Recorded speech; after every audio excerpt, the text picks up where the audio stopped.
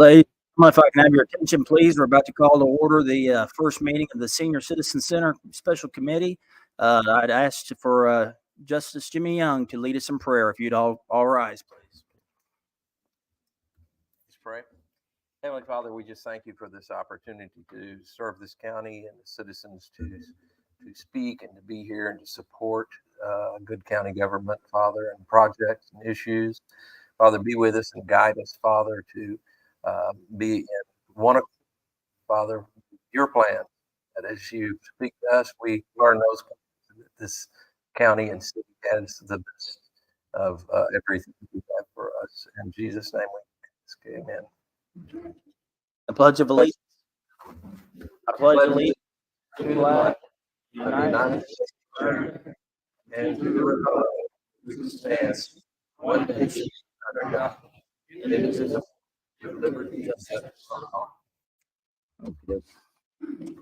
First of all, I'd like to thank everybody for coming out. We got a pretty good crowd tonight, and that means that we got people who care about their community here, which is fantastic. There's been a lot of discussion for those of y'all that have social media, various types or another. It's been in the newspaper. So, like I said, social media, just about any place you can talk about this since last Wednesday when we had our when the judge announced the meeting that we might be looking at potentially building a new senior center. There's been a lot of discussion about this, and I'm so glad that this big crowd has turned out tonight because I think we got some exciting news that's going to make y'all very happy. Now, if you're not happy, I apologize, but I think that this solution that fine gentleman over there, our county judge, can single-handedly take credit for, along with his staff. They've worked their entire weekend working on this. I guarantee you, I talked to him this weekend. He did not take the weekend off because of how important this is to our community. So with that, we've got a quorum, even though we've got nothing to vote on. Judge Mahoney, I'd like for you to make the announcement on what you got going for us. Thank you, Chairman Myers. This is kind of a committee discussion that we put together last week. And then as we start our public health, welfare, and safety meeting, we'll move into a discussion period about the center itself. And I've got some guests here that want to try to provide some information about that. So any questions, you can go to them. Worked over the weekend, and I was in touch with the administration at CHI. I've looked at several buildings. We've looked at several properties. We've looked at several locations, and we believe that the best route to get a senior center and give them what they deserve is to build new. We look to pattern our center after the Polk County Center, which the ladies that are here this evening can tell you that it's a fine center. It provides everything they need. It's roughly 13,500 square feet. I've got some hard numbers back from Harrison Construction. It looks like it's about a $3.9 million investment. So the city has already agreed to put up $500,000. The county has agreed to put up $500,000. And with the indulgence of this committee and then the court in a couple of weeks, I would move forward to attempt to get some conceptual drawings to where we can go and ask for some more funding from other agencies. We are going to do this without any tax increase.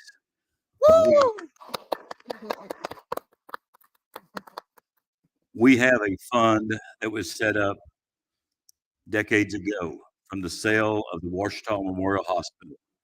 And if any of you have been to our meetings, you're familiar with the fact that we often pay for our grants out of there and then become reimbursed and we put the money back in. So that's what we're going to do with this project. We're going to gather as much as we can from the community, and then we're going to use the rest out of the OMH fund, and we will be diligent over the next 4 or 5 years in putting that funding back in there. We expect to spend $2 to $2.5 million out of that fund. The balance in there is roughly $7 million. And then we will put it back in there as we can over the next 4 or 5 years. I know that's going to be a doable project because for the last 4 years, we have put away about $475,000 a year preparing for our self-insured health insurance. So I know that if we can do that, we can get the money back in there and put it back where it should be. And the reason being, part of the revenue that comes off of that is counted as our anticipated revenue. It's invested and the revenue comes from there. I have been in touch with administration and asked them to start the ball rolling on either a long-term lease, like a 99-year lease, or a donation of a piece of property near CHI Hospital. I think it's a great place for it. All roads lead there. There'll be health care there to provide whatever's needed. Some programs can come down the hill to this property. There's a bus route there. It's near a lot of things. Hot Spring Village can access it easily across the expressway. But our goal with the indulgence of this committee and the court is to do this with the money that we already have on hand in donations. I have a couple of groups. Once we get a conceptual drawing put together, I'm going to go present it to them and see what they can do to help us. And then this committee will be responsible for doing the same thing. We will reach out to everyone we can, and then we will take the rest of the OMH fund with intent to pay it back. If that's agreeable to this committee and you will indulge me to move forward, then I will pull an architectural firm from our RFQs that we did recently and ask them to try to incorporate the plans from Polk County into something that is original for Garland County. And then we'll move to a construction manager to try to get some assistance to make sure that we trim as much as we can off of that without hurting the integrity of the building or the operational part of the building. So in speaking with the construction manager that gave us the hard numbers, he believes we may be able to trim $500,000 off of that by making some changes. And depending on the lot that we get, we could save quite a bit because the utilities are already there and the dirt work, the earthwork won't be quite so much. So I think we can do this. It's going to take us a little while to get it done. I also reached out to them about leasing or using the McCauley Center presently used as a house for the Meals on Wheels. He said he didn't see there was going to be a problem with us either leasing that or using it until we could transfer to a new facility that has a large commercial kitchen. So I know that there's some people here tonight that got a lot of information at this, but we've worked hard on it. And my last move this morning was a visit with Susan Ashmore to make sure that there was not something I was missing after crunching numbers all weekend. And I know we can do this, and I hope that the court, the citizens, and the committee here will indulge us to make this happen over the next 12 to 18 months. Thank you, Judge. Like the judge said, this is going to be a community-wide collaborative effort. It's not just the county government or the city government. We're all a part of this. We want to do this for our seniors. And before I go into any of my comments, Justice Dixon, Justice Young, since you're the only other two members present on this committee, I'll let y'all go first. Y'all have any questions for the judge or any comments you'd like to make? Just introduction, Judge. Is this the time to introduce the ladies? Sure. Group of ladies. Were you ladies on the stand that came with Donna? This little group of ladies has worked so hard to get this information to encourage locations, to have locations looked at, and I appreciate them so much. And Donna Beckwith raised her hand.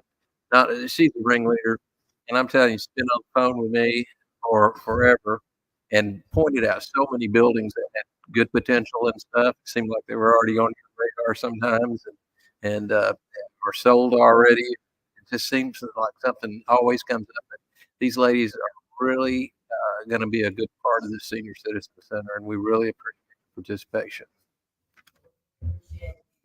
Thank you. I just want to say I'm super excited. This is fantastic news, and I'm just happy to be a part of the charge for something that our community deserves and needs. Thank you, Justice Dixon and Justice Young and Justice Myers.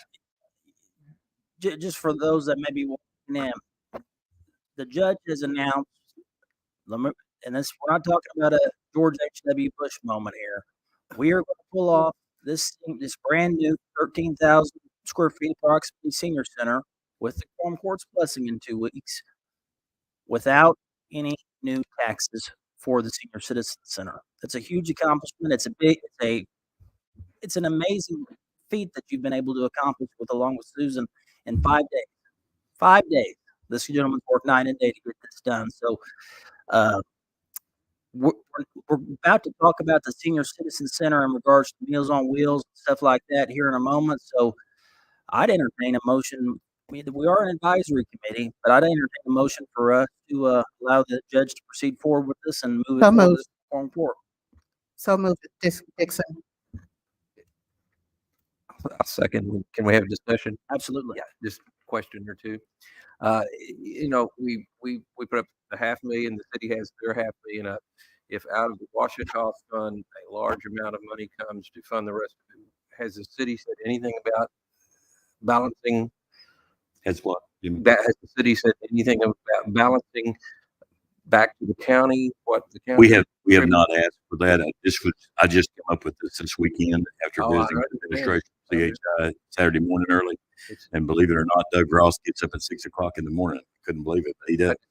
And so I would get a conceptual drawing, and we will go to the city and say, do you wish to assist with this? We'll go to everybody, Jimmy. Right, right. And there's try to several- balance that out. There's several Try to agencies. balance. Sure. And in the end, it'll be a county building, and it'll just imagine 30 years from now what that building would be worth, located adjacent to the hospital. For let's just say the county didn't need it any longer, and we decided to sell it. Right. So in the agreement, all that first right of refusal will be written in to where in the event they have to get rid of it, the hospital would have first right of refusal, and it would be worth a lot of money to them. And it will be laid out perfect for a lot of things they do. But we'll ask everybody. I don't mind to ask the stadium. Great idea. We will reach out to everyone and see if they want to put anything more in. It's certainly a blessing if they do, but if not, we are prepared to move on this. And I know it's soon, and you talked about the possibility of public donations. Will it be potentially something set up where donations could be made by agencies or individuals? Yes, absolutely. And once we get a conceptual drawing of it, where we've got something to show people what the layout's going to look like, where it's going to be located, all of that, then we will reach out to absolutely everybody we can. I don't want that to be in the way of progress. So as we start the process of the architectural and the construction manager RFPs and working with the administration CHI, we will get those done, and we will reach out, because in my mind, we're going to do this with or without those people that help us. And we already know we've got a million. I think that we can easily get another 500,000. So that would leave us roughly, if we can cut some off of the cost, roughly $2 million to come up with. And I know that's a lot of money, but our seniors are worth a lot more than that. They are. Thank you, Judge. Absolutely. I couldn't agree with more. We have a motion and a second. Any further discussion on the committee? All those in favor, signify by saying aye. Aye. So if there's nobody else to vote, but all opposed, motion carries. And Judge, we look forward to you taking this in front of the full Quorum court and getting this our signature.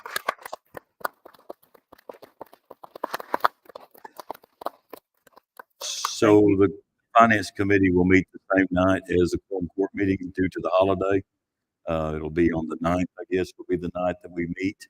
And then we will discuss it then and get the blessing of the full Quorum court to move forward with it as described. Thank you, Judge, for your hard work. Justice Young, go ahead. Quickly, I made a promise to a lady that has called. It's a little outside of this group, a senior citizen named Mary Shively, and she has so many great ideas that she's put forward. Mary, maybe she's unable to come tonight. She's handicapped and was unable to get out. And so I want to mention Miriam Shively. I told her I would bring up tonight. She's fighting for this harder than anybody. It's fantastic. Thank you. Well, with that, I'll entertain a motion to adjourn this meeting so we can move into Justice Rainey's meeting. All right, we are adjourned. Justice Rainey, it's all yours. Chairman Rainey, I should say. Well, it's a little after 5:30, so we'll go ahead and go right into the Public Health, Welfare, and Safety Committee meeting. I don't see any reason to repeat the invocation and pledge unless you so desire. So if not, then we can move right into the discussion of the Senior Citizen Center. So Judge, if you would add some additional remarks that you wanted to make in relation to this meeting, I would invite you to do so. Thank you, Chairman Rainey. So we've got representatives here from the Oakland Agency on Aging, and we've got some representatives here from the Area on Aging, Arkansas. regional director. Is that right? Regional. Barbara Flowers is here, and Kathy Packard is here, and they're both a gold mine of information for how the grants work, how the program works, what the program needs, how the program can move forward, and they've also got some information about perhaps some of the equipment that will convey from the current CHI version of Meals on Wheels. Um, and I'll yield to you, sir, but I would prefer to start with Miss Barbara Flowers from the Area Agency on Aging, and they are the backbone of this project. And she's got her hands full right now with 6 new operations in surrounding counties, and I'll let her kind of give you a rundown. If you got any questions, I can promise you she can answer them. Oh, I know you can answer them. I've talked to you too many times.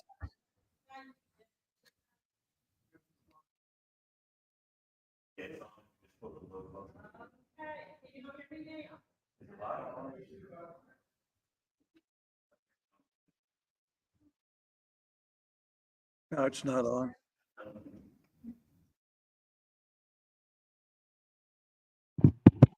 Oh, there you go. Get it. Nate got it up.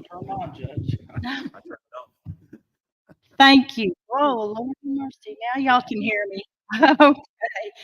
And I can't tell you what this means to us. And I'm going to try not to be emotional here. But the judge knows how long we've worked towards a goal like this. And he gets calls just like I do, probably 10 a week or more about why don't we have a senior center? Where's our senior center in Hot Springs? So it's just, this is a blessing. It's an answer to many prayers through the years. Uh, just in case you might want to know why we really need that here in this town, of your population, of the population here in Garland County, a third are people 60 and over. So this is so important to their well-being. It's so important to their mental health. Not only the nutrition part, which the numbers will blow you away on that, but for socialization, some transportation, for the things that are the exercise, the well-being. During COVID, a lot of our centers lost some participants simply because they did not have that quality of life that they had going to the center.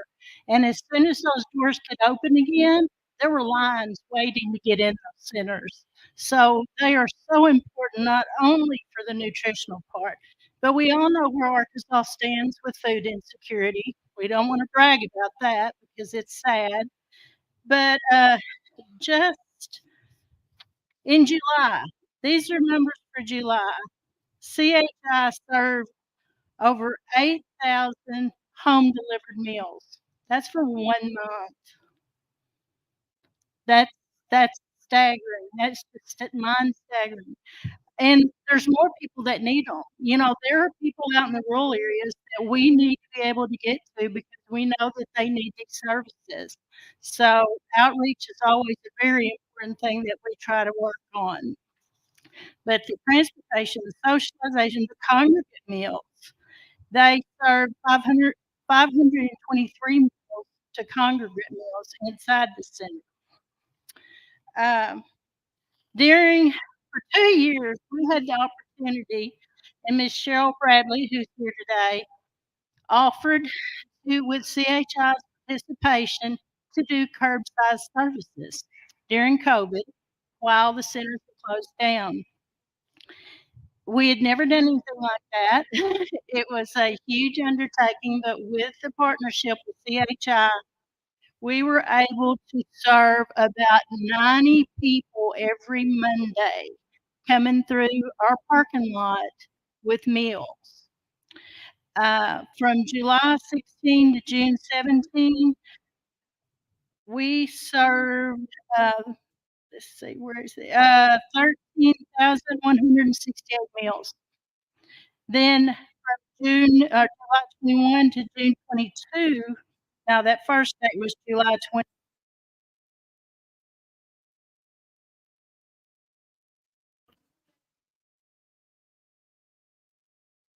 And the light did go off.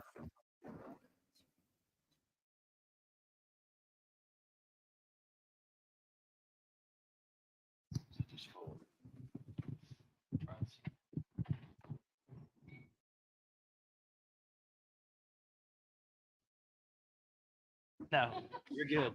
Giving us good information.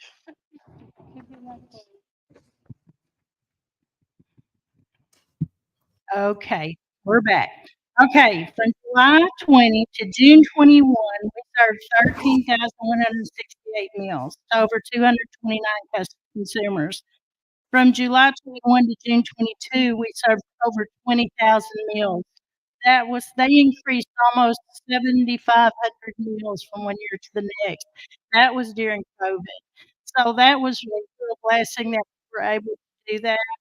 And I want to thank Cheryl for offering that to help on with that. As we talked about food insecurity, it's out of control. It's out of control in Arkansas, unfortunately, not only our seniors, but also the children. So that's a big concern that we for sure work on. Anyway, what we do for area agency on aging, we work as they push through all our senior funding. I've got my finance director a lot of this, so I made that talk a little bit of how funding works. But we have 13 centers throughout our region. And just to get on the Pope Center, we call the Pope Senior Center the Cadillac Senior Center. So that lets you know what kind of center that is. And we didn't invite anybody to go up and look at that center, but it's wonderful. It is wonderful. But we have 13 centers. We also offer support with your IT, with if they need training or if they need help with their IT equipment, we have an IT department and we help with that. We do assessments with the senior centers just to make sure that they're meeting the state guidelines and regulations, and then help get them in those regulations or get help to meet those regulations. I didn't bring a lot of other information, like the judge said. We also just inherited 6 centers that CADC will no longer be operating at the end of October. So by the time we get those going, we should be experts by the time we work with the senior center here in Hot Springs. But I think I would ask Logan just to come and share a little bit about how the financial part of it works. Maybe a lot of people ask, well, how do you determine how much money each center gets? Well, I'll let him answer that question. And that's not our decision. We don't get to determine that. That comes to it. Ms. Flowers, before you leave the podium, would you please give us your name and the organization you represent? The judge may have said it. If he did, I missed it, but we record these meetings. Okay. We would All like right. to have that on a record. It's Barbara Flowers, and I'm the executive director of the Area Agency on Aging of West Central Arkansas. Thank you very much. I You're appreciate welcome. Thank you. And this is Logan Fisk, and Logan is our finance director. it. Very good. Good evening. Thank you. So, talking a little bit about how the funding is determined, we do not determine how much each senior center gets. The state of Arkansas, with the legislators, have determined what a funding formula is that we must comply with. This funding formula gathers census data. Now, this census data includes information such as the age of our population, the size of the county, and whether the seniors are living alone or not.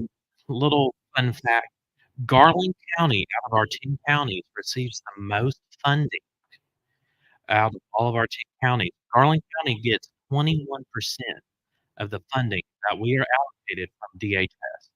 Now, these fundings come from federal funds through the Older Americans Act, as well as state funds. Now, what happens is we get allocated those funds once a year, and we put it against the census data. Then that information and numbers go directly to the senior centers. So as Ms. Flowers said, we are a pass-through entity. We want the money to go to the seniors as much as possible. Now, we do operate off of a reimbursement method. So Services must be provided before we can draw down the money from the state government. Now, each pot is a little bit specific on how that money can be used. Now, I don't want to bore y'all with the details because I'll be here all night, but certain services go to certain pots. Like Ms. Flowers said, we don't just do Meals on Wheels at these senior centers. We also do the congregate meals, the transportation, the socialization, as well as the health promotions. So all that goes into account when we draw down these funds.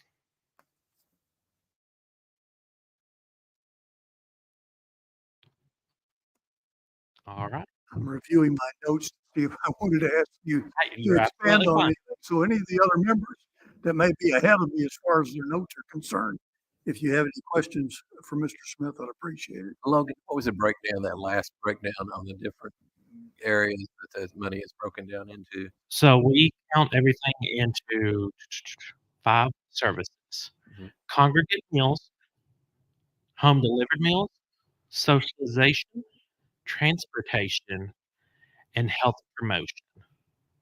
So these socialization units, that can be anything from bingo or other activities that's going on at the center.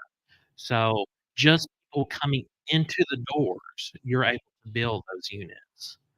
Um, because I mean, yes, meals are important, but also that socialization that we saw that we missed out on during COVID. All these seniors were wanting that interaction with others, their friends, their family. They didn't see that. So those are the 5 services we focus on. On the transportation, given that the city has the bus system, can that be utilized to get the seniors a bus pass or whatever to the senior citizen center? Absolutely. And that is what we used to do when we had a center here in Hot Springs proper. Great, great. We need You mentioned the transportation, of course, but there was one last item that you mentioned. I failed to grab it. Health promotions. Health Health promotions. promotion. And what does that entail? So those are activities. I know Kathy Packard, she can talk way more about that Right. than I can. That'd be fine. All righty. Appreciate it. Thank you. If you would please identify yourself by stating your name. Sure, I'm Kathy Packard with Oakland Center on Aging. Thank you. So you had a question about health promotion. In this grant, uh, we want to make sure that all of our older adults are able to get evidence-based programs. And what that means is they're tried and true. We know that they've been studied for years. We know that if our participants come and they do Tai Chi on a regular basis, they're going to have better balance. They're going to have lower blood pressure. They're probably going to be happier because they're exercising with a group of people.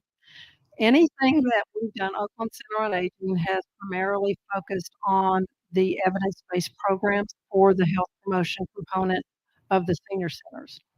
And I'm happy to answer any questions. We do diabetes education, we do chronic pain education, chronic disease education, a matter of balance program, Tai Chi program, Ageless Grace, which is a neuroplasticity program for people that want to keep their brains sharp, healthy cooking. Have I missed anything, Barbara? Probably have. Medicare counseling. We provide that service for older adults free of charge. We partner with Senior Medicare Patrol and SHIP through the state of Arkansas. So anything that we do when we walk in, all of our trainers have been certified, they've been trained, they have gone through a process with Stanford University, Maine Health. I can't remember all the other ones, but they've all been trained and they're very well qualified to present these programs to our older adults. And not just the program itself, it's the socialization that these groups are coming together and they're laughing, they're talking to each other, they actually are enhancing their social well-being. Can you address how you've been handling that portion of it over the last couple of years We haven't had an agency or a particular place here. I can. Had to go to different facilities. We do some of those up at Macaulay. We've had to go to churches up in the village to provide those services, and we've had to go to some churches here in Hot Springs that will allow us to use their facilities free of charge. And we've opened up, we are a lot fortunate enough at our nonprofit to have a large enough room to offer several exercise classes throughout the week. Yes, sir. Kathy, is the last name Pafford? I'm sorry. Is the last name Pafford? Packard, Packard? like the old car. Jimmy, that's Jimmy Young, District 4. So you would integrate this program into the Senior Citizen Center is what the, It was already integrated, and then COVID came along, and so, yes, we would just go well, back to doing we that. didn't have a center locally. So I'm talking about in the facility that would be built, you're going to bring that program, want to Oh, bring yes. that program in. Great. Yes, sir. That's fantastic. Thank you. Anyone else have any questions of Ms. Packard? So this may be a collaborative effort between you and Barbara, but we either have a plan in place or we're putting a plan together to make sure that we will not go a day without the Meals on Wheels program operational during this transition. That's going to take all of us together to do it. But I have visited with administration about CHI, but continuing to use the Macaulay Center for the commercial kitchen there until we can get transitioned. And I know that Kathy has some information from other suppliers as well that may be helpful. Right. I know Kathy's been doing a lot of research. We actually have a meeting with CHI on the 5th, September the 5th, to kind of like our planning, to start a planning plan, a transition plan, because yes, there's so many folks that depend on those meals, and we want to make sure it's a smooth transition. So we'll be working closely with CHI. You know, Michael's been really good to keep us informed, so we'll be working closely with them to make that transition as seamless as possible. I know that Cheryl Bradley's here, and I think I saw Jack Porter back there, and Mary Williams is a member of the board as well. But this has been going on, and our struggle has been going on for at least 6 years, all the way back to Cheryl and I having a big check for $75,000 in our hands and having to send it back. And since that point, it's been one struggle after the other. We had a building located. We had Senator Bozeman on staff to try to help us get the building. We were real close to getting it, and we were knocked out at the last moment. So we've absolutely looked everywhere for a building. Kathy Packard and I have been in every vacant building in Garland County, I think, and we've not found anything that fit our needs. And you know, historically, I can tell you, I spent a lot of my own time in this building when we would find a problem that we didn't know existed as we started to tear into things. And our seniors don't deserve some other old building that we retrofitted to meet their needs. I think that the best thing we could do is build a new facility. Let's move forward, and we're ready to make it happen. I think Garland County has got over the hump here, and I've did a lot of soul searching about it, and we can do this. We can do it, and hopefully we'll get a lot of donations to go with it. And operationally, I hope that we can still depend on CHI going forward to help us with operations. I know the city's a solid partner, and we'll be a solid partner in operations as well. Thank you. Appreciate it. Thank you very much. Is there anyone else you want to bring forward to testify? Can I say thank you? I would just like to say thank you to all of you. I'm kind of like Barbara. We want to make sure our older adults are well taken care of.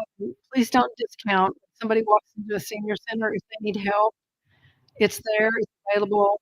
Those of us that work with them, we know how to get it and how to help them. And even if it's just that one person that day, you've done something really, really great for that person, because we want them to stay home and we want them to stay independent as possible.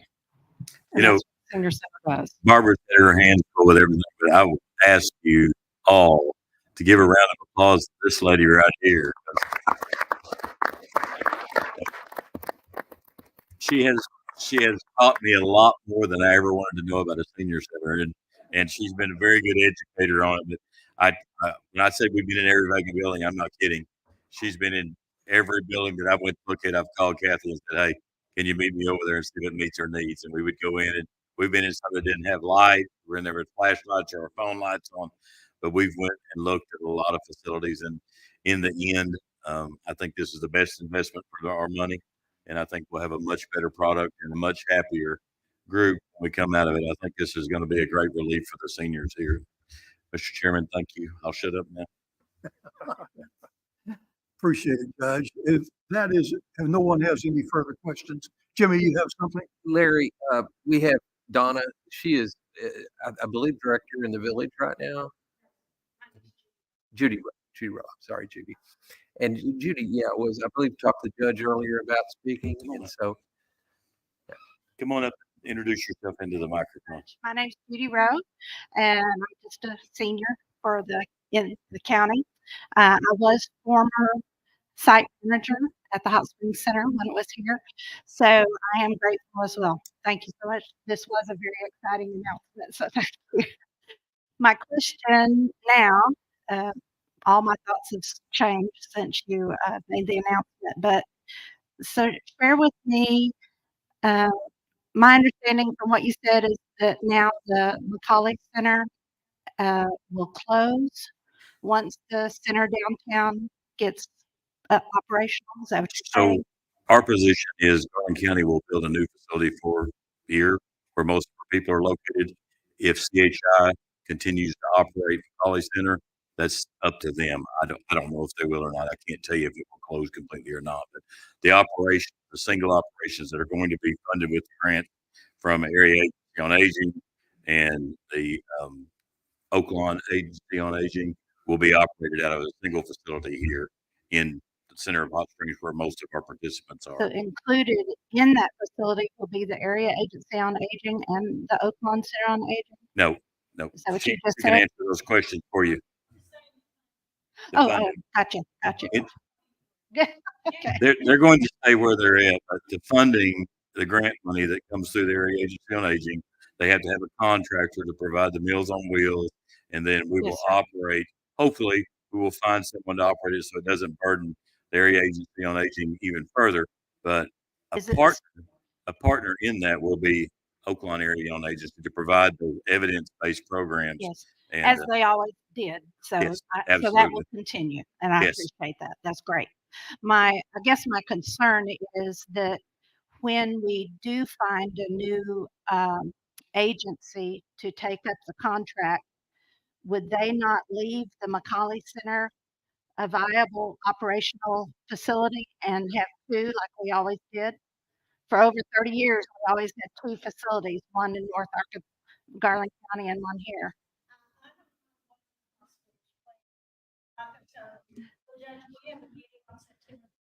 Okay, so that's still a possibility even if they were to gift the building to the county, would that still be a possibility? Okay. I guess my concern now is for all the seniors in North Garland County and that they would now lose their facility. And it bothers me to gain a new one, which we desperately need, and then to say, oh, but now we're going to shut down the other one. So my heart's being pulled. Sure, and I understand that.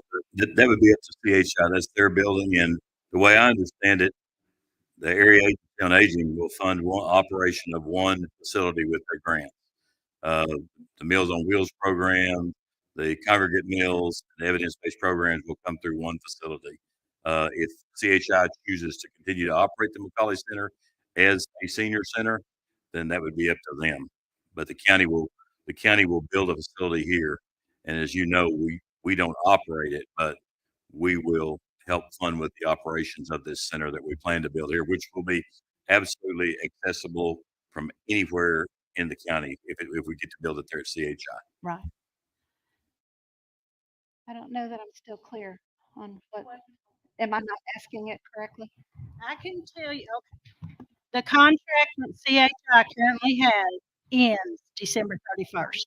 So when a new contractor comes on board, it will be up to that contractor, all that stuff, And I don't know what the hospital has in store for that building, so we can't really answer that. Yeah.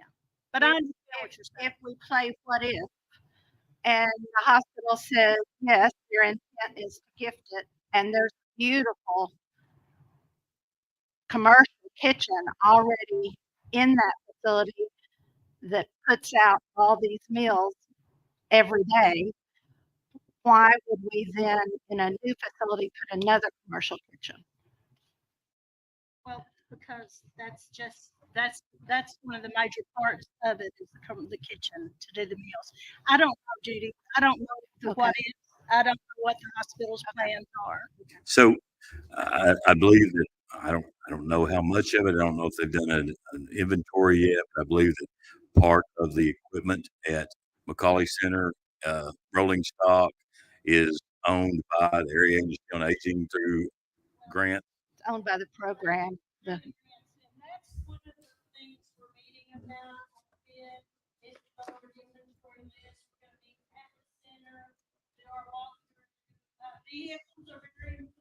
right, right. And everything from the hot springs facility is in storage, and that's still usable. Well, we have two beautiful pool tables, a piano, all of our tables and chairs, kitchen equipment for we were a serving kitchen when it was here, so all of that's part of it as well. That's good information. Okay. Well, one other thing I wanted to ask, if it's at all possible, that there's a group of 6 of us that have come together and kind of on our own formed a committee, and we would hope to help in the process and would like to be part of the journey in the new center coming about. And if that's possible for us to be part of that, we would just as passionate seniors committed to getting a new facility.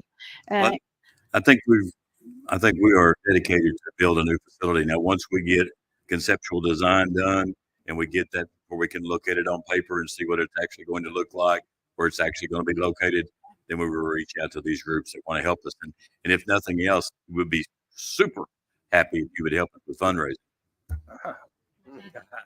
Yay!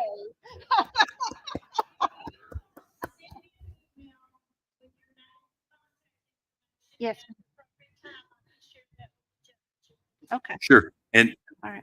Kathy and I are in contact more than we should be daily, at least Saturdays, Sundays. She knows what kind of coffee I like in the mornings already for me going by early in the morning. But Barbara has her hands full, so we haven't been in contact so much. Larry Williams has helped us a great deal with understand things here. And there's a lot of people that are already involved that you can reach out to that will help us pull this together. But the actual design of it is not going to be far from the Cadillac, but from the time we open the doors to that, when we have our grand opening and we have our groundbreaking, we want everybody in Arkansas to refer to it as the Cadillac of the senior center. All right. Can y'all think? Do you have a question? This is Darren. He's the little group I told you we put together. He's on it and would like to ask a question. Sure. Hello, I'm Darren Bungo. I'm a resident of Hot Springs Village, and I'm also a volunteer at the McCauley Center. One of the concerns I have is when I volunteered today, my wife worked the front desk, I volunteered in the kitchen. We had 88 people today, and I can tell you, if you close the McCauley Center, or if that facility is not functional anymore, of those 88 people, I think 3 would drive to Hot Springs. So you're going to lose 85 people, and those 3 people that would drive are your volunteers. And nothing offensive, because I love Hot Springs Village, but I don't know if you've seen the way we drive. We barely go over 25 miles an hour. So that drive to Hot Springs is probably a 50-minute drive for these people. So my concern is that you have a beautiful facility. It was stated earlier, a third of the people are over 60 years old in Garland County. You have the largest retirement community, not only in Arkansas, but in the United States, most likely. And of those third of over 60, I would think most of them are in Hot Springs Village. My wife and I volunteer for the food pantry in Hot Springs Village. We have 35 volunteers. The average age is 68 years old. So my concern is, I love what you're doing. I love what you're doing downtown.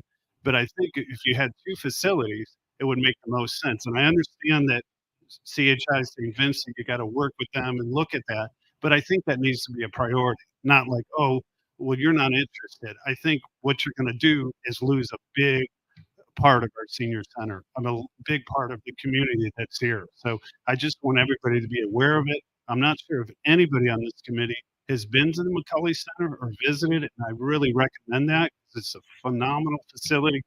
My wife and I went there for lunch, and all of a sudden we're so impressed that we wanted to go volunteer. And I don't know if many of you know this, but to volunteer, you don't just pick up the phone and start the next day. We went through 10 hours of training. We went through a background check.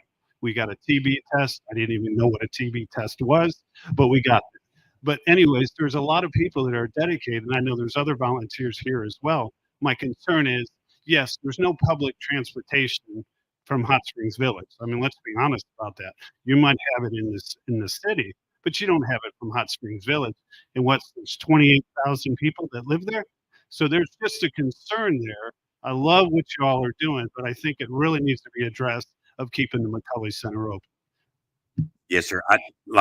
We've said before, that would be up to CHI if we wanted to open it. Our responsibility, or I believe our goal, is to build a center here that can be operated as the one prior to it closing.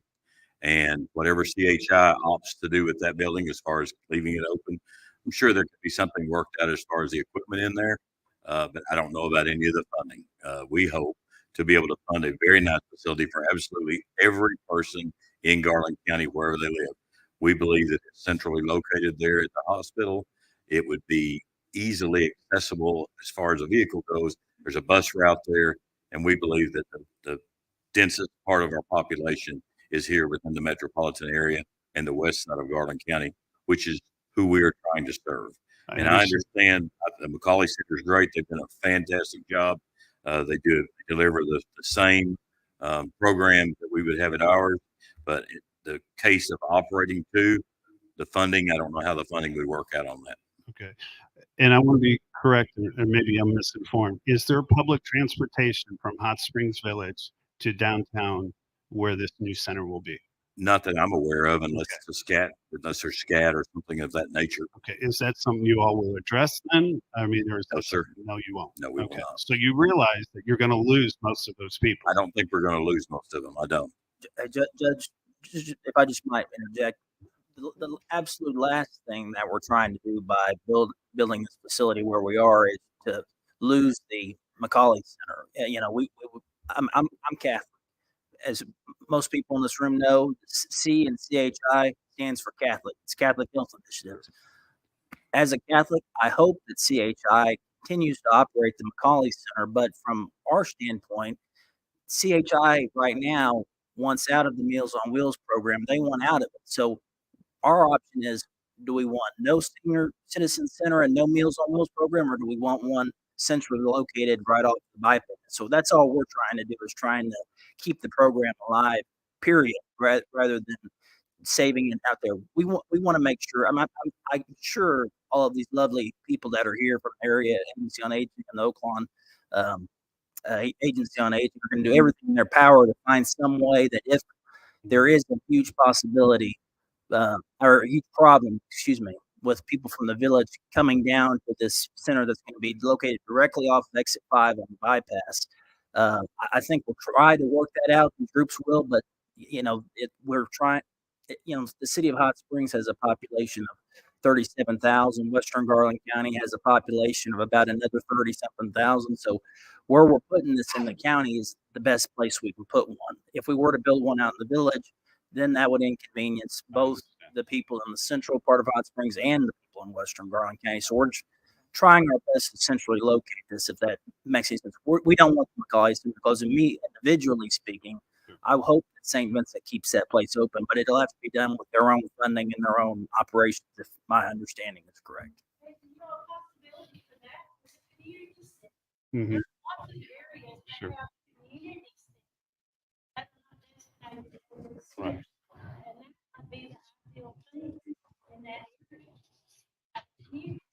Well, I appreciate that, you being Catholic. I'm Baptist, and my concern is for years we've had two centers, and I'm not sure why all of a sudden that's just off the table.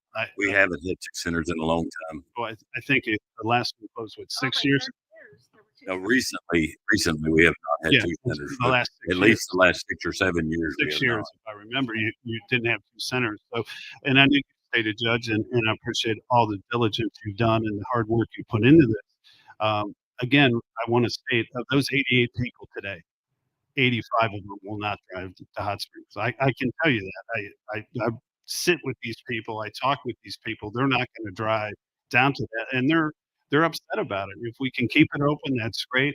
But I think you're going to lose a big part. And I understand corporate America. I was vice president of the American Heart Association in Washington, D.C. I understand the corporate aspect of it. I totally do. But I'm also concerned about the seniors, some neighbors. I don't see people 83 years old going to drive on that bypass going down there. I don't. If it's raining, they won't go. If it's cloudy, they won't go. If it's too sunny, they won't go. They'll go if it's right around the corner. And so I do understand what you're saying. You want to centralize it. And obviously, I'm a big supporter of the Meals on Wheels program, and I love what they do. I get to see it every day. I get to see what they do. But I appreciate you all listening to me. Thank you. Thank you, Thank Darren. you. Just one last comment I'll add to that. If we had the Sisters of Mercy still here, we wouldn't be having this conversation because those nuns, they took care of it. That's why you had it, because that's the mission of the Catholic Church. We help people. So that's as far as government goes, we're doing the best that we can here, trying to help by having the centralized center. Sorry. Now I'll shut up, Judge. You go ahead. Mr. Chairman, Sharon Britt has Yes, a Go ahead.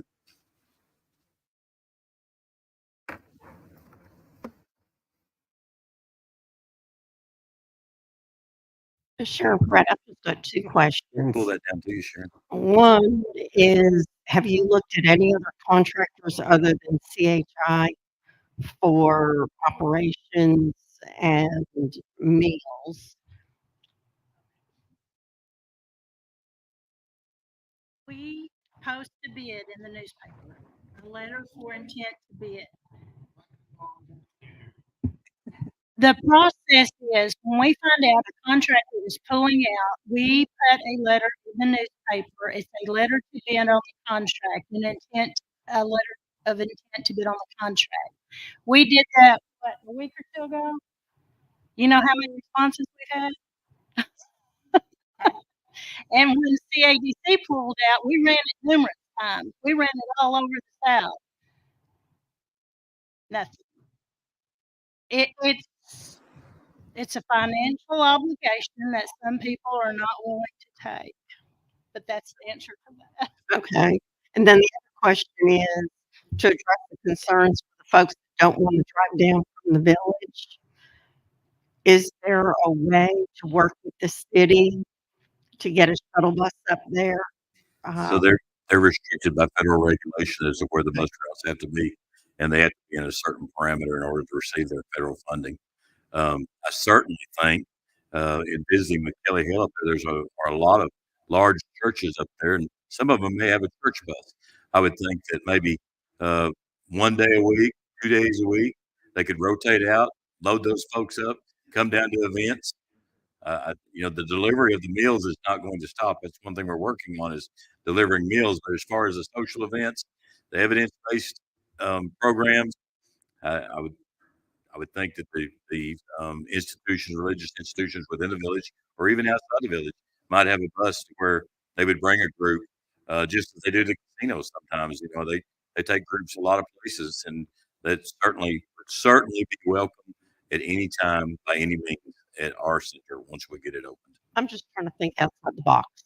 That's all. Thank you, Sharon. Thank you, Sharon.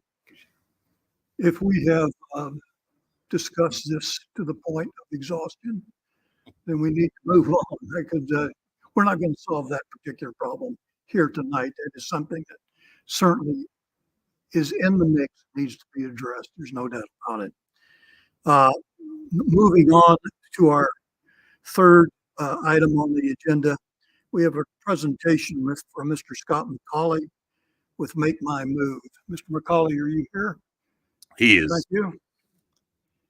When you approach the mic, would you please state your name and organization so that it's on the tape? Good evening. My name is Scott McCauley with Make My Move. Is it okay if I present you all's paperwork? Walk by real quick. You can actually remove that mic if you want to carry it with you, Scott, Keep if you're more going, huh? comfortable doing that.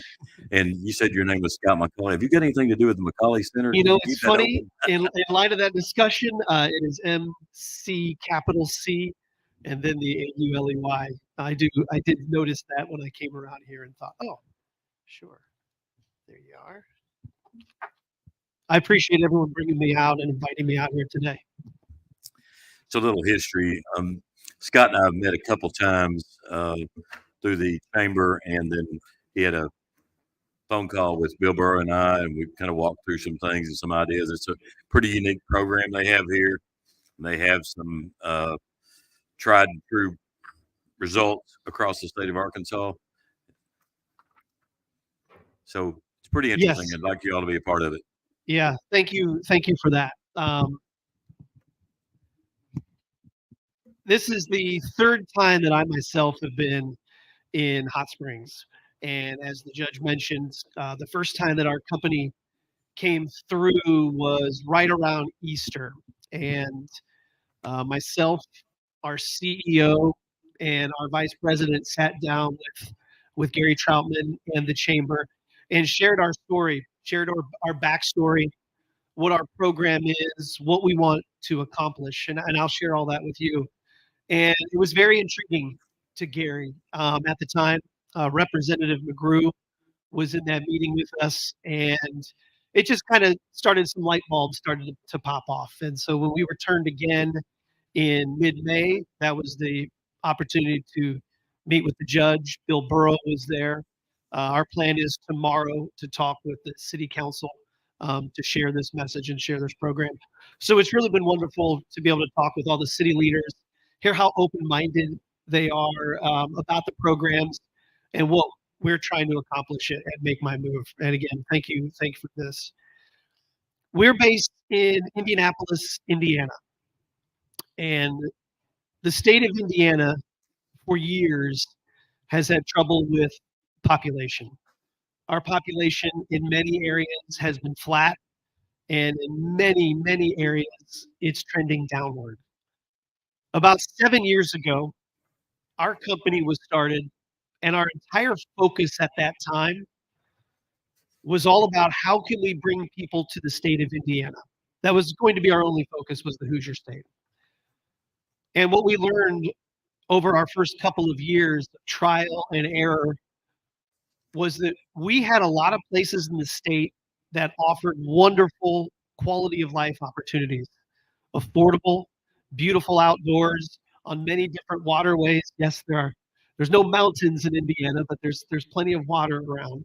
And we found that the state had lots of different places to offer. However, those communities, they were not set up, or they were not in a position to properly market themselves, to get the word out, to share how great of a place it was to live. And due to that, they had year over year population decline. So we created our website, makemymove.com. Thank you for sharing that on the screen. And what that website does is it allows communities, no matter how big or how small, to promote yourself to this world now of geographical free agents. If there's one thing that the pandemic has done, it has opened up our eyes and put ourselves in a position to realize we can live and work wherever we want. For the most part, you live where you live because you were born there, your family is there, or it's because your job is there. That third little piece was cut. It's gone. Today, there are 22 million remote workers, 22 million of them. Many people are forecasting in May of 25, that number might be over 30 million. And they are incredibly valuable people who are now looking for a new place to live. 1.5 million of them visit our website each and every year. So our website puts you in front of people who are actively looking for a new place to live. That's been our story. That was the story that we shared with Gary and other leaders in Hot Springs. If you don't mind, could you scroll down just a little bit? Let's see who pops up on our board. Eastern Kentucky has a couple on there, and there you see what our website looks like with communities. We currently have 3 communities that we partnered with in the state of Arkansas. The first one to sign up with us was Texarkana. The second one is Fort Smith. And the third one is West Memphis, Arkansas. All 3 of them signed up for different reasons. If you scroll up, no, you're good. You're doing perfect. Up where it says offers along the top. And then as you scroll down, we allow people to search by incentive type, job type, but region on the far right will take you to the opportunity to check out Arkansas. And so we signed up these 3 communities because of the success that we have had in the state of Indiana. In 2 years, since we launched our program in the state of Indiana, we're entering year 3. We have moved close to 1,800 people into the state of Indiana to 30 communities that have partnered with us. 1,800 to those 30 communities. 68% of the people we moved to Indiana went to a community that year over year was losing population or year over year was growing by less than 0.5%. People are moving to new places regardless of the size, regardless of what those places are looking like. And in light of today's conversation, the first time, the aha moment we had as a company, the 3rd community we signed up is in Greensburg, Indiana.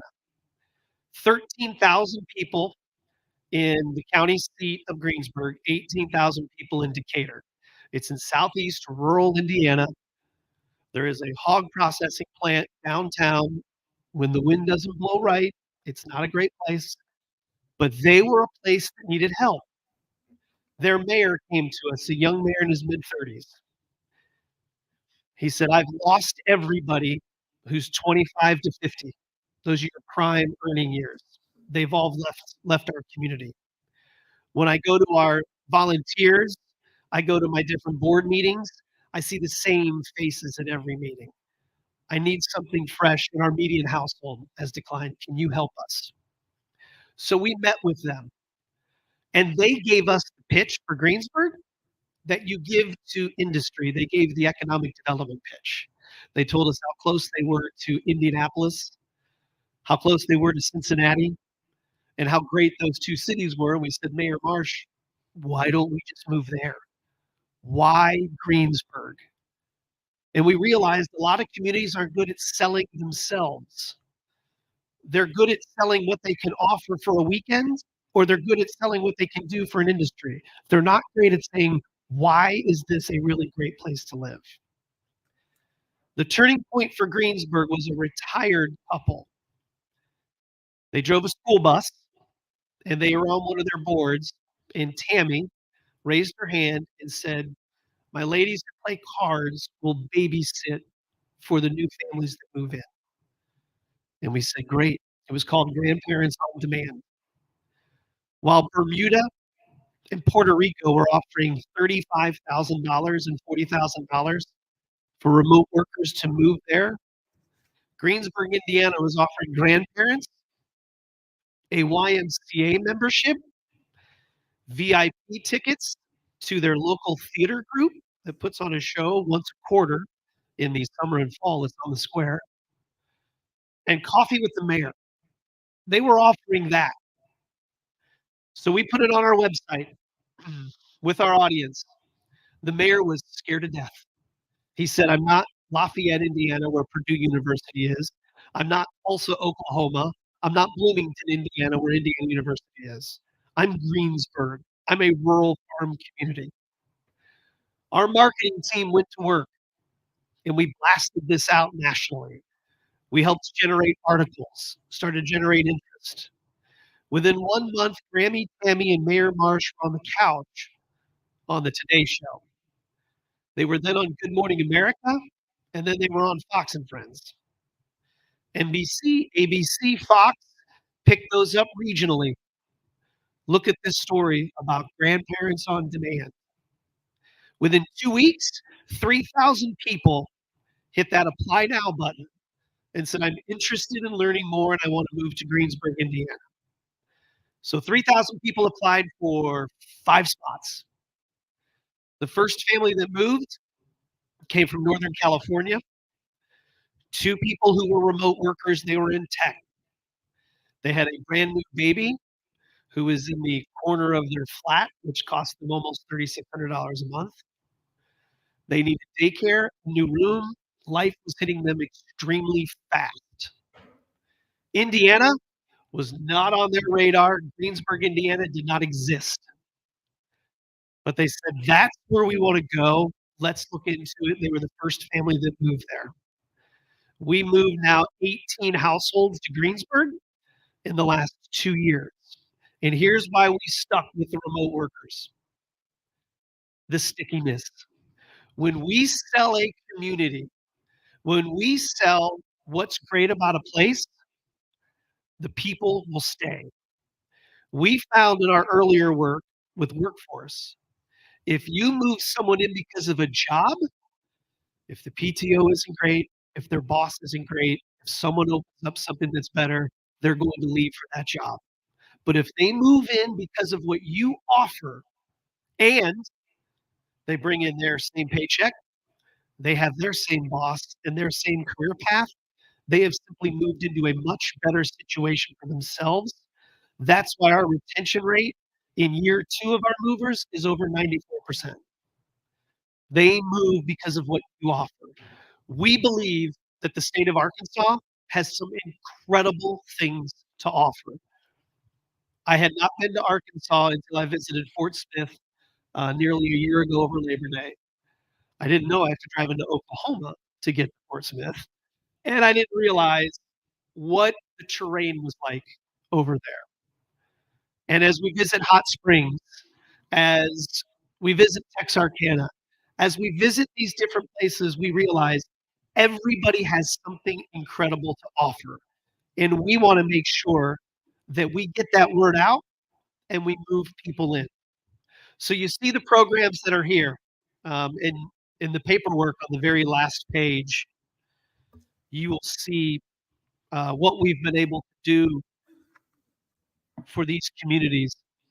And this is what grabbed the attention of a lot of leaders, and that's what's brought me here just to share this program and see if it's worth discussing later on. Fort Smith, Texarkana, and West Memphis. West Memphis story for you. They all partnered with us in March, and it takes about 30 days for us to get your marketing collateral. We have a partnership with realtor.com that will show you what's available in the area to put all that to work. We rushed this a little bit because we knew the Today Show was going to do another piece on Make My Move in the middle of May.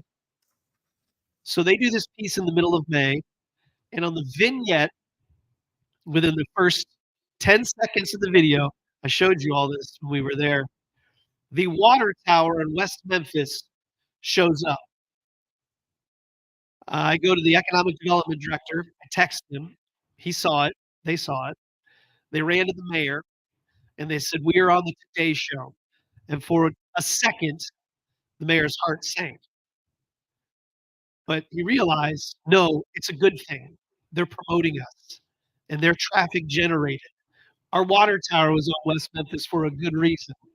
So those programs joined us. You can see there on that left column in mid-May. West Memphis has had over 32,000 people land on their profile page on that website since the middle of April. Over 32,000 people have visited that.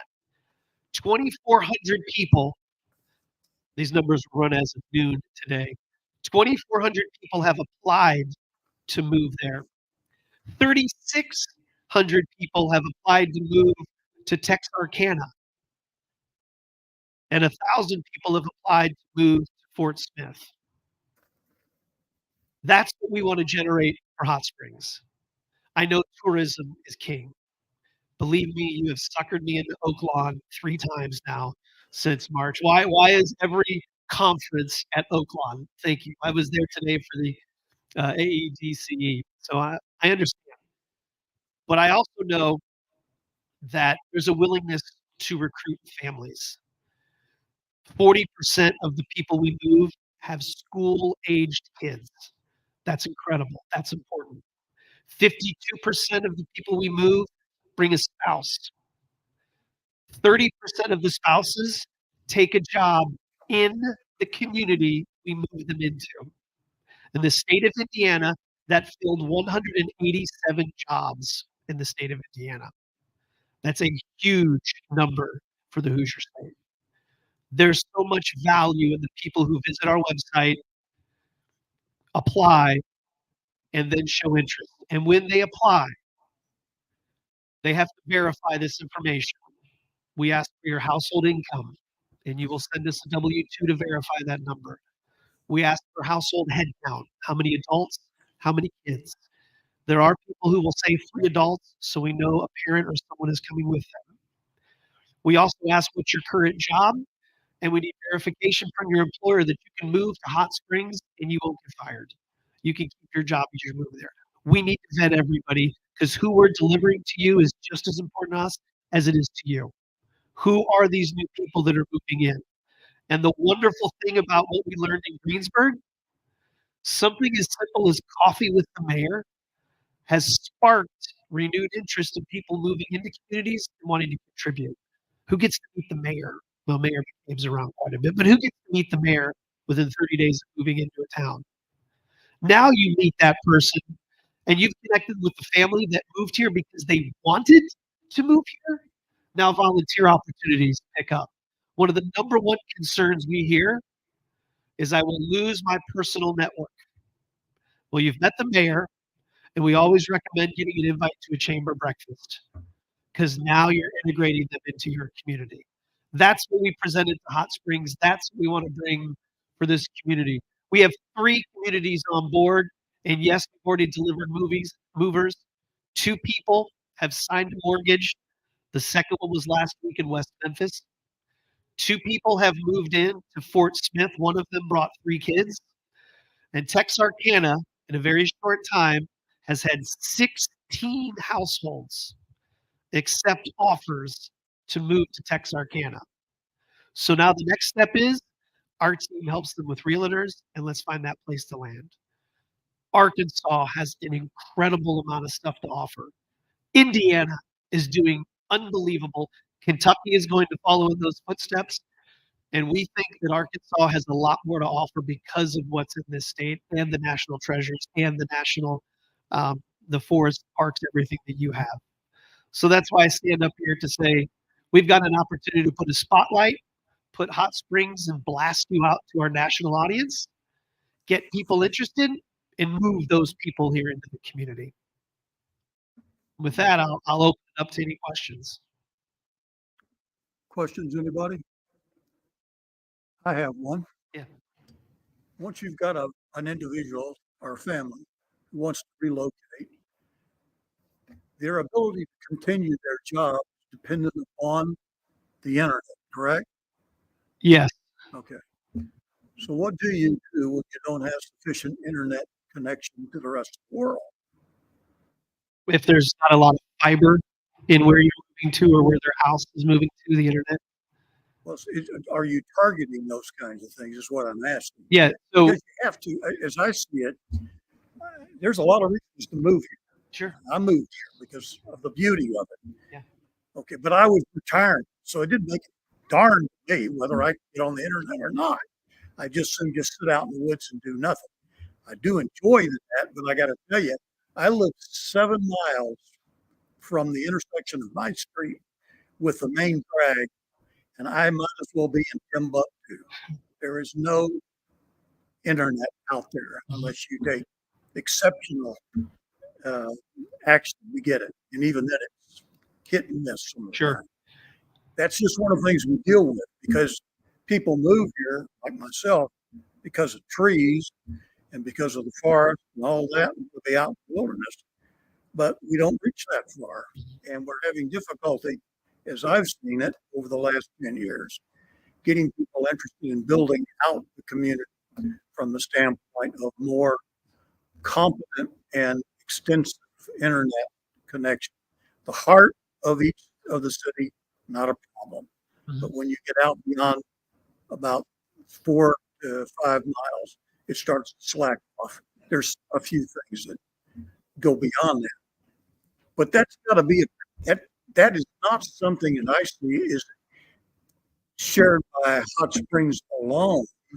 There's got to be a lot of people in the same shape we are, where I kind of always take this back to like the electrification of rural America. It's the computerization, if you will, of rural America. If we can't get that done, doesn't that throw a significant roadblock to what you're trying to achieve? Because I think what you're trying to achieve is great, but I think it may be limited to what the tools are we have to work with when we get them. Sure. Yeah. And we have lots of rural communities that have partnered with us where fiber is a critical step. The Appalachian region in eastern Kentucky, where fiber can be a huge challenge for them. However, the people that we move in, some of their employers will assist with that. They'll assist with that with routers, with boosters, things of that nature to help them be able to continue that job. And the reality is some of them may find a home that's in a very rural area and they realize, hey, I'm working now from here to here. No streaming. We're not watching any television, nothing like that. We want to make sure that this internet is there. We have some communities that are able to utilize and hook up with Starlink. But yeah, fiber is important. And that's one of the things that we do when they move them into a community, whether it's Texarkana, whether it's Hot Springs. We want to open up the options to everyone who wants to move in. So this area, this map is theirs. And if it's an area that doesn't have fiber, they might not land in that particular spot, but we'll still have them in the county, still have them in Hot Springs, living, spending, being a part of that community. They just might not be in that intersection at Timbuktu. They might just be in a different spot. We leave that up to choice.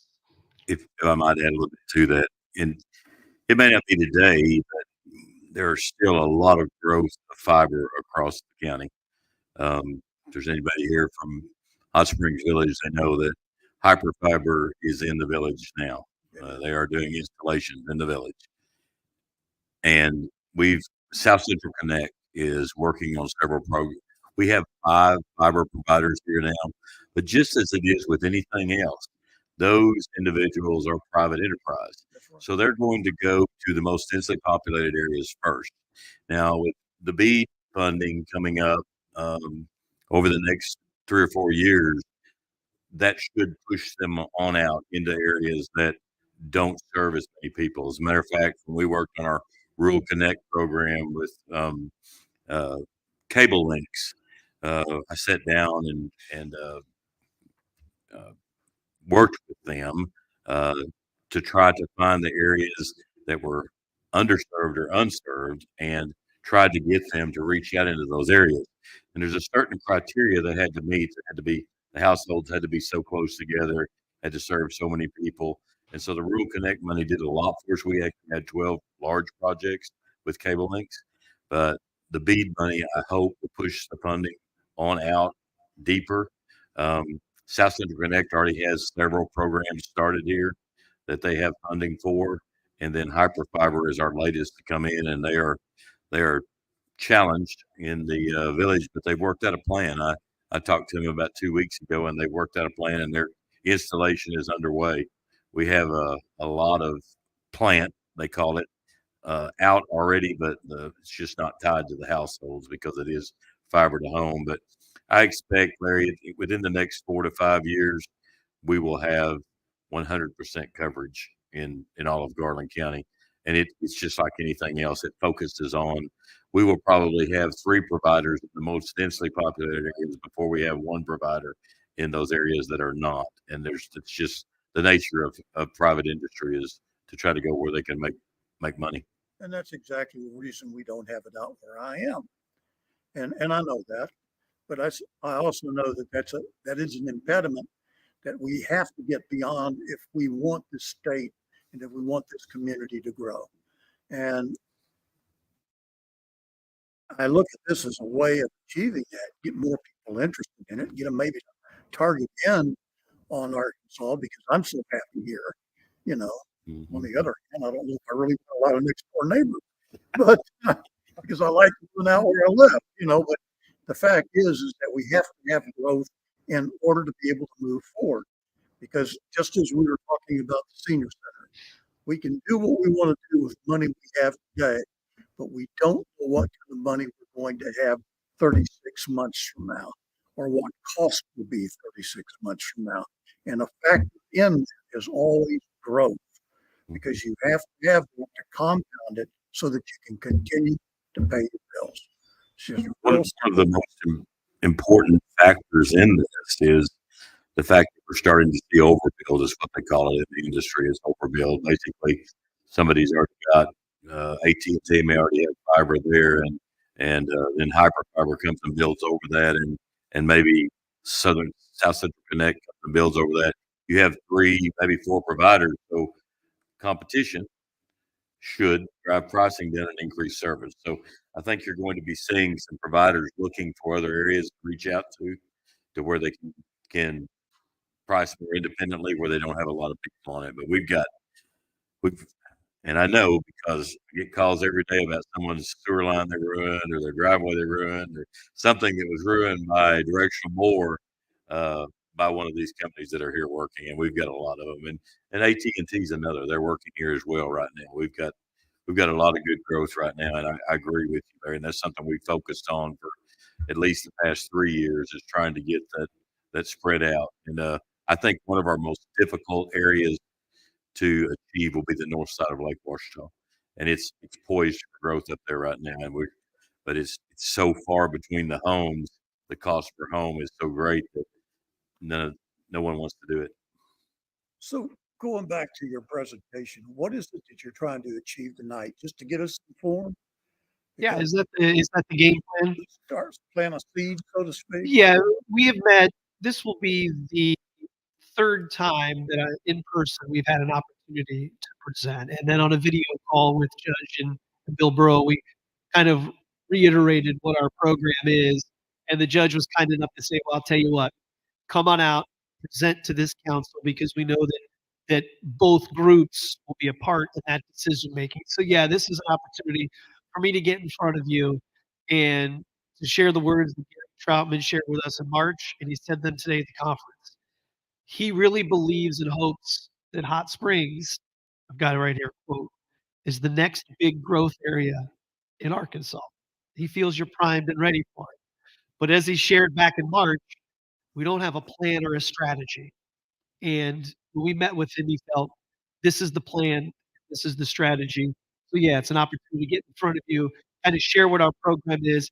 Please check out the site, see what it's about, and we've had thousands of people apply to those 3 communities right now in the state.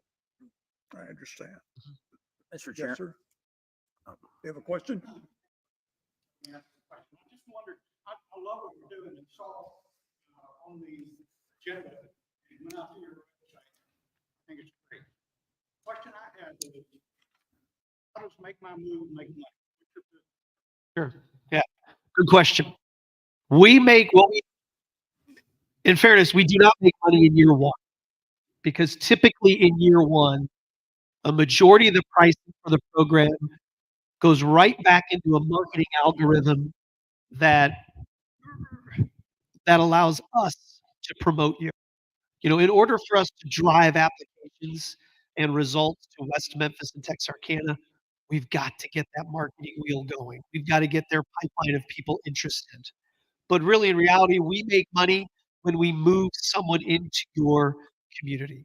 Every time when we build our program pricing out for everyone in year 2, after we've hit our numbers in year 1, in year 2, there'll be a small chunk of money that will come back to us.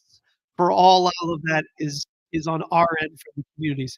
We do get help marketing-wise and people that land on the website, but the only time we really benefit from communities partnering with us is when someone lands into that community.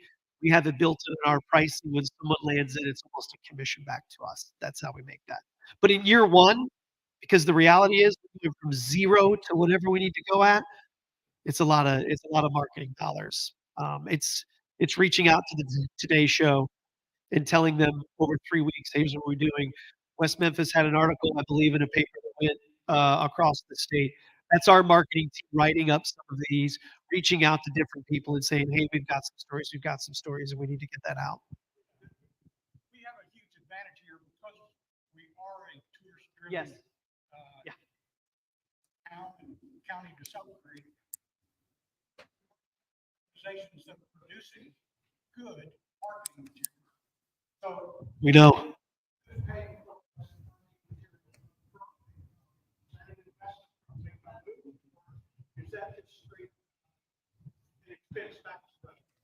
So it would be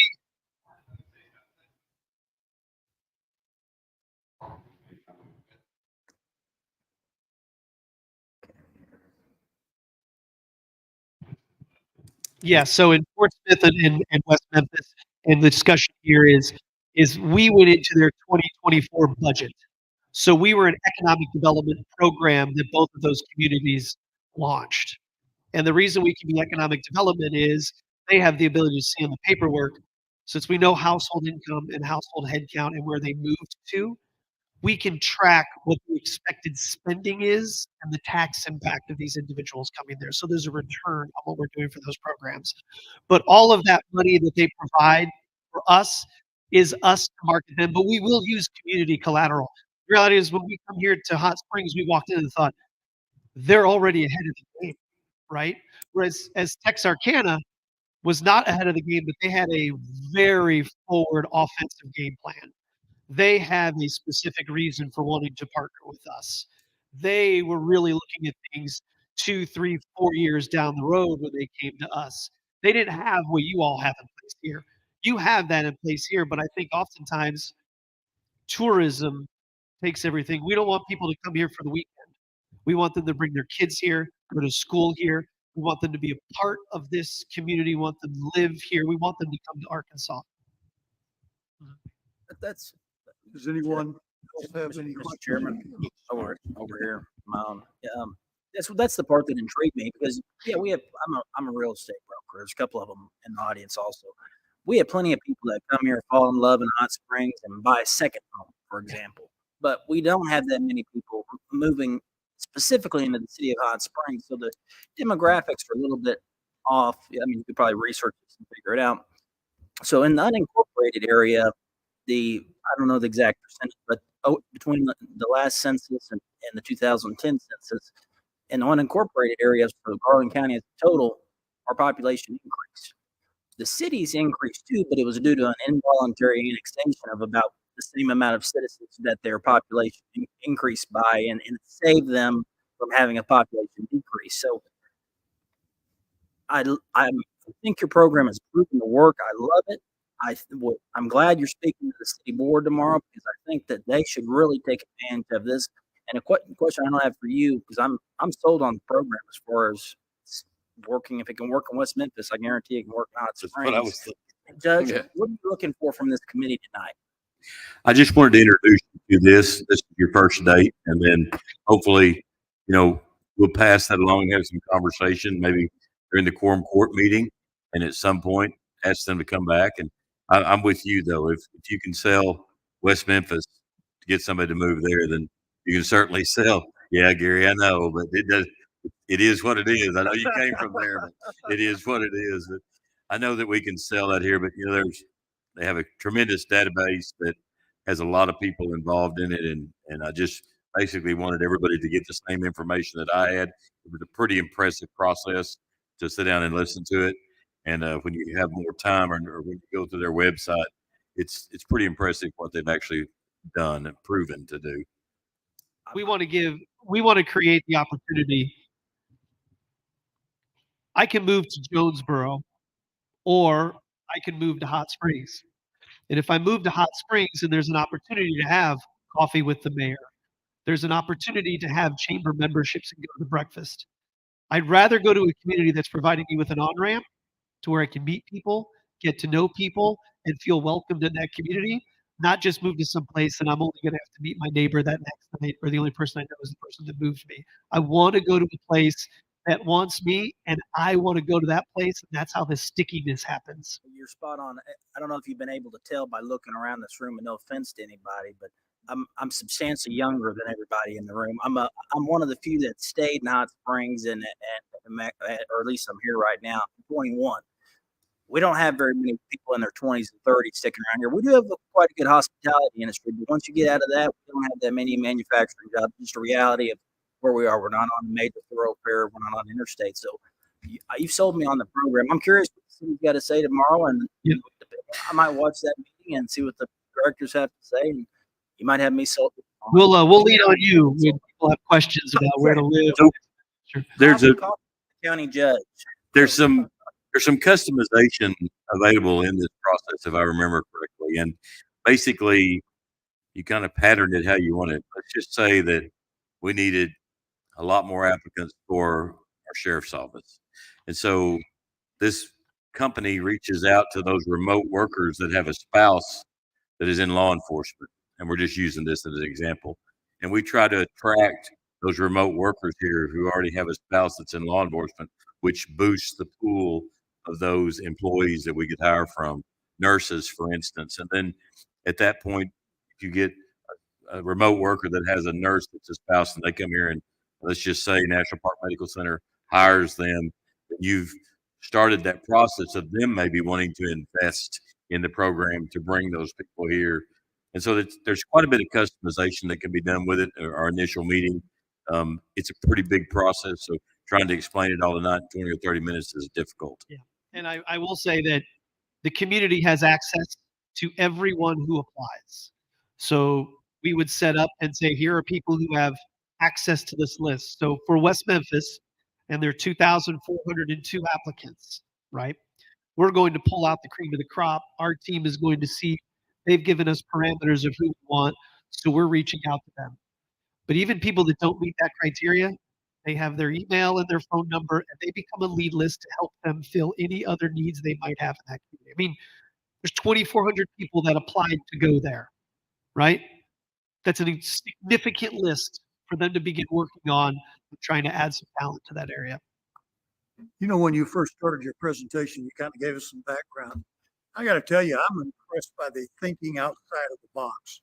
How do you take a negative and make it a positive? And that's one of our biggest difficulties that I think we face as a nation, not just here locally.